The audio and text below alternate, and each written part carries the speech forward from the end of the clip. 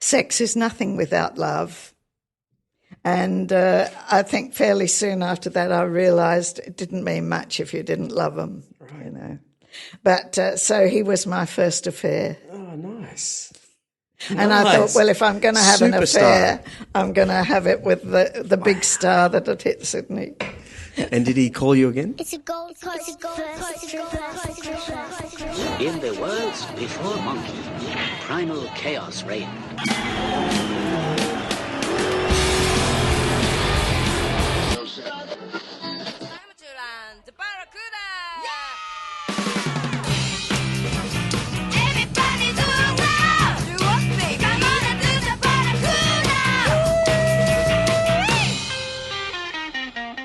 G'day viewers, this podcast was brought to you by Koala Karma, the chill out drink.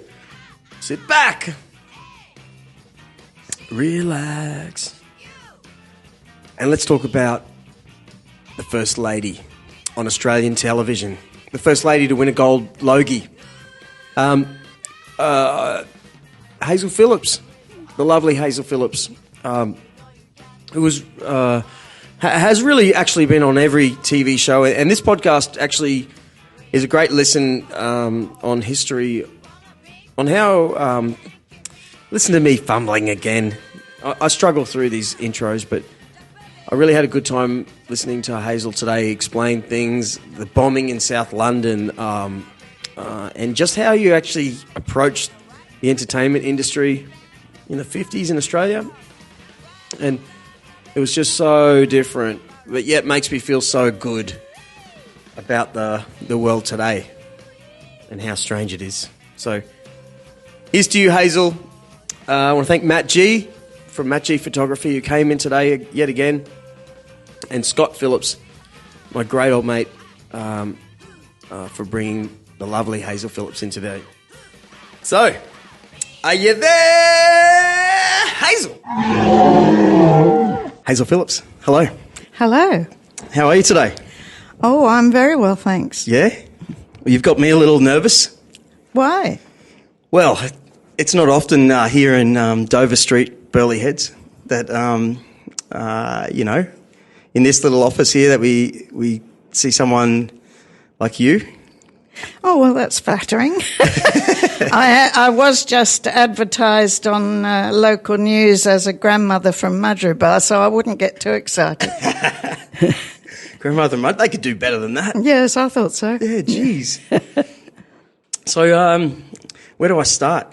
Look, what I don't, I've known you for, it's actually 15 years, through knowing your son Scott That's Phillips. Right. Yeah. And at Castle. That's right. And it dawned on me recently when, it was my mum actually who came to the castle one night, and you were there. And there may have been 3 or 4 times in all those years we did the castle. And the Castle Theatre Restaurant was like a rough sort of hens and bucks party sort of place. And yes, I thoroughly enjoyed it. Did you? Mm. Well, that was my question, because one night I knew Scott Phillips. Scott Phillips' mum was famous. That was kind of the word out. And at the time, I don't think we had really internet 15 years ago. It wasn't like you could just go and find out who Hazel Phillips was. Well, I think I should correct you on one thing. I think I used to be a star. I'm more of a sequin now, so you don't need to worry. I've kind of... That's a long time ago now. I don't know. You were only on TV, national TV, a week or 2 ago. Yes, but it isn't that. I think... the way the world is now, at 5 minutes of fame, you're lucky if you even get 5 minutes these days. People are forgotten in a moment.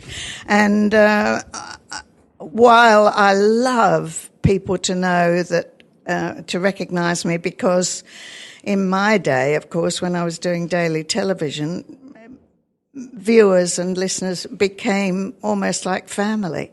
I had people who wrote to my mother until her death because she'd appeared on my show, and these women loved her because she was a dear, my mother, and my mother wrote back to them. It became almost a thing where I got to know my viewers.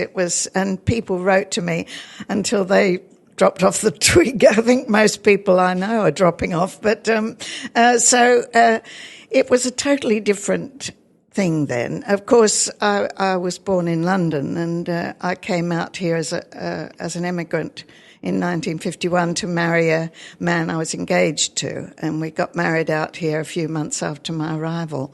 And I was always thinking I wanted to get into show business, because I'd always been in some sort of thing. My mother used to stick me on a table at 18 months of age, and I still remember one poem she taught me: "In my cupboard are many toys, dolls and books and sailor boys, and it ended up the best of all is my teddy bear." And she also taught me reams of Shakespeare, and that was sort of my piece. That was the way I could get approval, and I've worked it out psychologically. Okay. That's why I've never wanted to be off the stage. Did your mum stay in the UK? Oh, yes, my parents stayed and only visited a couple of times, but I had a terrible relationship with my father. He was the typical Victorian father, and thought he was the king of all he surveyed, you know, and he was quite violent-tempered, and I was always frightened of him, and so was my mother. And I ended up being very rebellious. And those days, nobody knew about teenagers. They didn't know about hormones, right, and the way a teenage girl of 15 has to be treated differently to when she was younger, you know. And so it ended badly. I had to really leave the country. My life would have been a misery if I'd stayed in England. I imagine your mum heart broke. You know, I think she was. I always remember with terrible, tearing feeling that I said to, "Now, Mum, don't cry when I get on the train to go to the ship, you know, to Southampton. Don't cry." And I remember getting into the train, and my mother was just 5 feet tall. She was a little thing. She had blue eyes and brown curly hair and the sweetest smile, and I remember her face was chalk white, and she was smiling and waving as the train went from the station. And hard-hearted Hannah at 21 didn't give it a thought until now, you know, when you're older and you think, "Oh my God, how could I have done that? Your baby's leaving. How can I do that to my mother, an only child?" And particularly that time, like my mum was born in Kent. And came out here, went to Fremantle when she was 3. But the story is similar, but she had older sisters and brothers. One sister that I remember growing up knowing, Mum had a sister who left like 15 years ago and never saw her ever again. That was back in the 80s, not 70s, because there was nothing like internet, Facebook, and... Oh, no. Once you got on that boat, you were gone. That's it. And if you lost that one phone number or that one PO box or whatever, they were gone. Yep. Really hard to find. And she actually found her sister 26 years later or something, you know. But what a time. Which actually made me think of your life in Australian television. Now, I remember when I started to have a thought about Aussie TV, I started to watch Paul Hogan Thursday nights, okay? And I remember the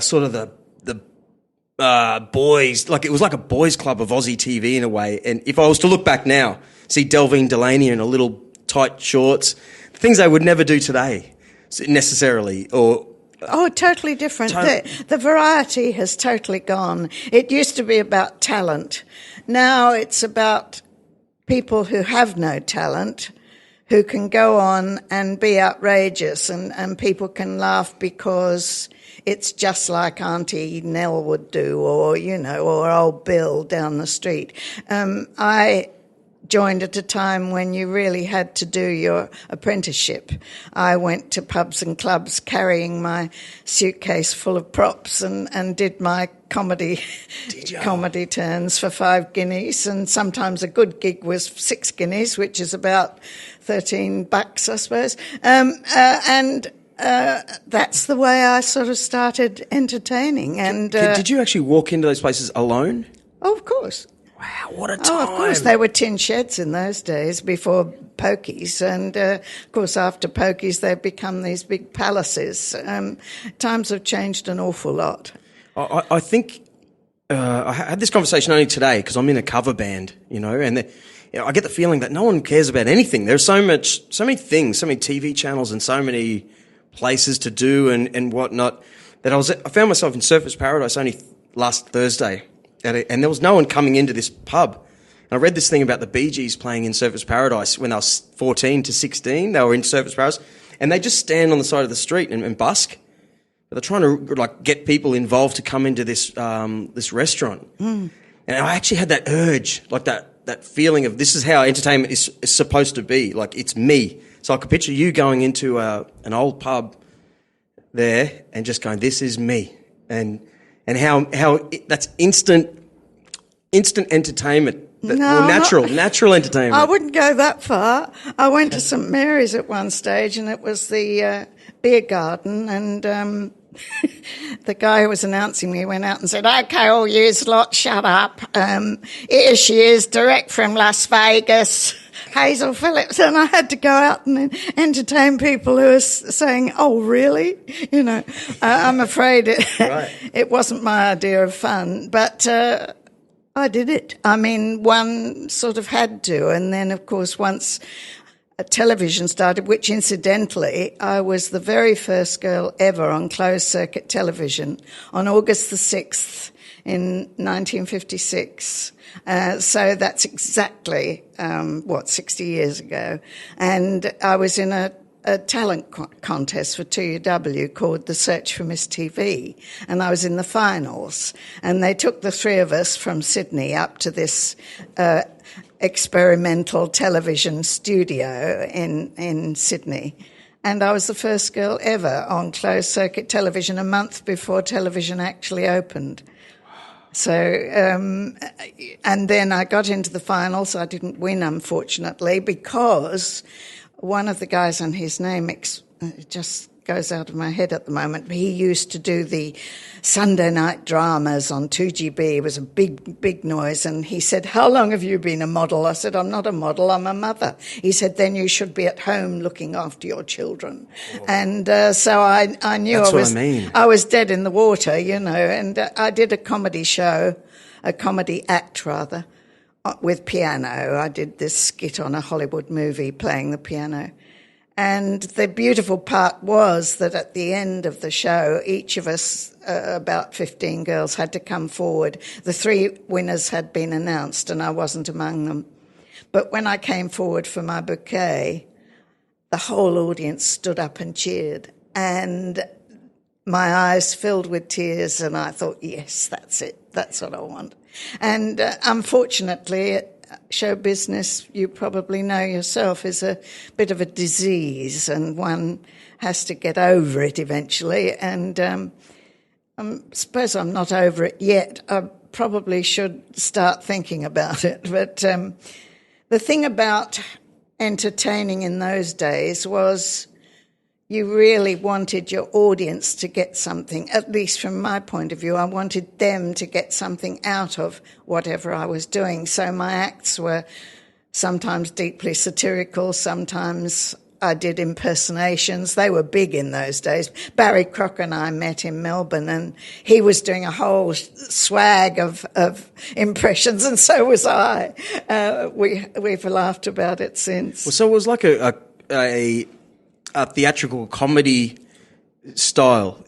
Is that right? Because, if we think pre-TV, or my mind's trying to grab a hold of the think era. of Liza Minnelli, that sort of act. We're talking about an act where you sing a song, and then I wrote a lot of my material, and then I'd tell a few gags, and then I'd do an impression, and then I'd do Cecilia Sissom, who was a silent movie star, and when sound came in, she lost her job, and she couldn't understand why. Wow. So things like that. And piano, I've played some Chopin, just to try and show that I can do something. I think it was all about talent, and that's what we were trying to put over, I think, and in ever since, I think. And now people don't really care about talent. I find, as a jazz enthusiast, I find music quite inconceivable. I mean, 3 notes and 3 words, and it goes on for half an hour, and I think, is this